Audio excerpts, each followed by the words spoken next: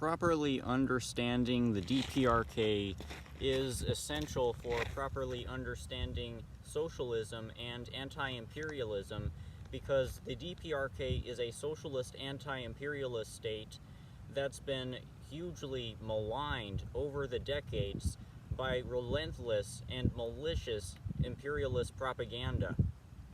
Until we clear up the shameful misconceptions about this country that so many Americans have internalized, we're not going to be able to properly proceed in terms of anti-colonialist and socialist development in the United States. So I'm going to clear up some of the biggest lies about North Korea that so many people believe, and that I believed myself just a year ago until I properly educated myself. Firstly, it's not true that the DPRK is a monarchy or a dictatorship. Kim Jong-un is is not the head of government. He doesn't really hold any authority over the state. He's merely the head of the army and the main diplomat who serves as the face of the country. He only has one vote in his party, the Workers' Party of Korea, which, by the way, is one of the three main parties that holds authority in the DPRK legislature. Kim Jong-un and his father, Kim Jong-il, have not been head of government, because after the death of Kim Il-sung, the new man who was elected to inherit Kim Il-sung's old executive position decided that the DPRK should decentralize its authority and not have the equivalent of a president. So that's why Kim Il-sung is considered the eternal president of socialist Korea, and why it can't possibly be argued that the DPRK has a dictator. It's not possible for them to, because power has been decentralized and divvied up among numerous state officials. And of course, the media has occasionally had to acknowledge this, and it's spun this reality about the DPRK as proof that the DPRK is more of an oligarchy, where the elites supposedly hoard power within the capital Pyongyang. In reality, the DPRK is a deeply democratic country that systematically prioritizes the interests of the people over any sort of elitist clique. There is much accountability in the DPRK's political system, and the people are the ones who primarily decide policy, as opposed to to what would be the equivalent of the bourgeois oligarchy in a capitalist country like the United States. This is partly apparent from the fact that Kim Jong-un, who is called the supreme leader, can in fact be recalled if he's found to not be properly doing his job, and by the fact that the DPRK's elections are very much run fairly and are decided by the people, as opposed to any sort of elitist, despotic group, as is the case in the United States.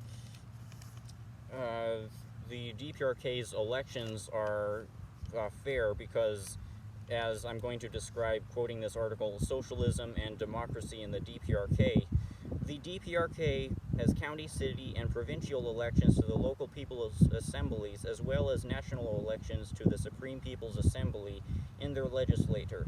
These are carried out every 5 years. Candidates are chosen in mass meetings held under the Democratic Front for the Reunification of the Fatherland, which also recognizes the political parties in the DPRK. The fact that there is only one candidate on the ballot is because there has already been a consensus reached on who should be up for nomination for that position by the people in their mass meetings.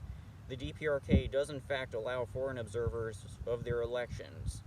People vote in a separate room from anyone else and are afforded privacy. The mass meetings require input from the popular masses, so they are not secret, nor should they be, since this would impede the democratic process.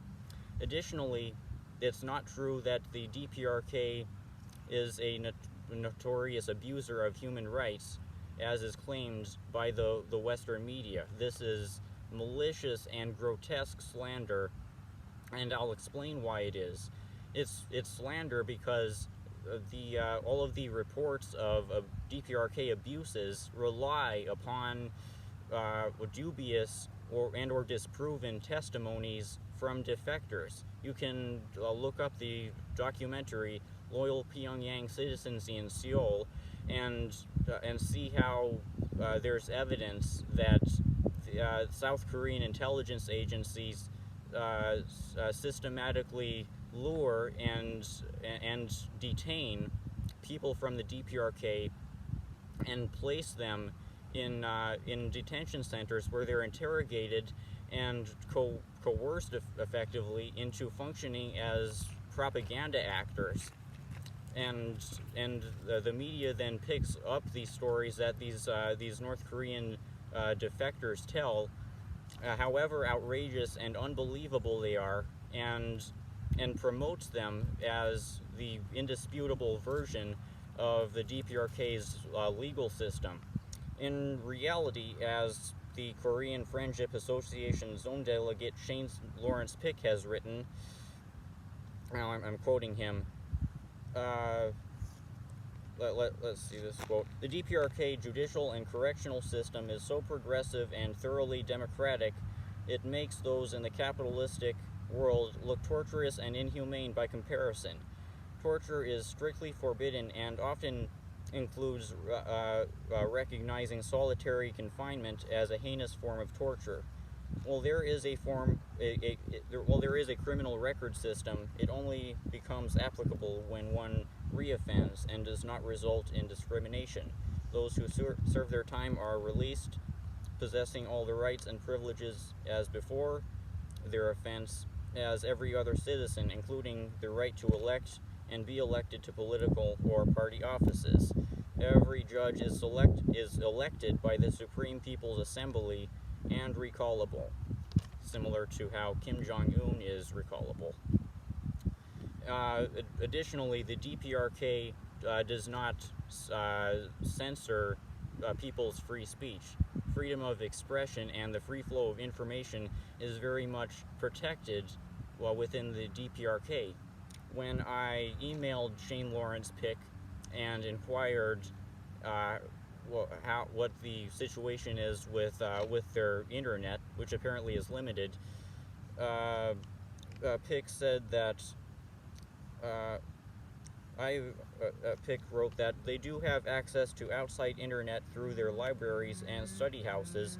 The reason why the DPRK's internet is restricted is that the outside internet is largely controlled by 6 corporations and is rife with identity thefts and other cybercrime, not to mention anti-communist and anti-DPRK propaganda being omnipotent in the outside internet. And these laws about the internet, Pick writes, are not dictated by the party, but or rather passed from below through the people and then approved through the Supreme People's Assembly. When I inquired to Pick about the state of general free speech in the DPRK, he described his personal conversations with former DPRK residents, and he said, I personally know several former residents of the DPRK. I personally know several former residents of the DPRK. I know that even one of them had been convicted of theft there, and all of them tell me that freedom of speech is guaranteed. In fact, one has told me a story about a guy who lived there, and who would wake up every day and spend several hours slandering Kim Jong-il, and that guy was never imprisoned or even questioned. This is a story about a guy who made grotesque, apparently, insults against the DPRK's supreme leader, and never had any legal repercussions against him.